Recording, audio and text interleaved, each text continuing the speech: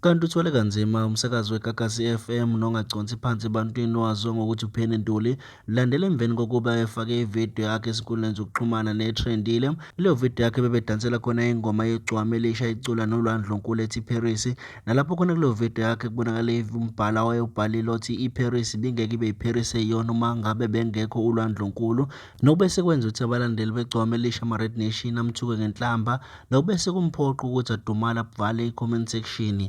Kanti abantu abaningi babese bebabaza ubuhlathi nokungahleleki kwabantu esenzweni sabo ukuthi nanoma ngabe umuntu ubone kanjani kodwa besingekho isidingo sokuthi baze bamthuke ngale nhlamba bamthuke ngayo, ngoba ngokwazi kwabantu wonke umuntu uvumelekile ukuthi abe nombono okungenzeka futhi ukuthi ubeyingcokolela, hhayi ngoba nakho bese kuyinto etheni. Kepha abalandeli begcokama elisha babese bekuthatha personally, bamhahameza ngenhlamba basho konke abakuthandayo bekhwela bedilika kuye. Mbukelo esilethe uhle TV izona lezi besikuphathele zona, kanti ungahamba uyobheka ku-TikTok ufike uzibonele le video esuse umsindo neyenza abantu bakhwele badilike kuyena umsakazi weGagasi FM.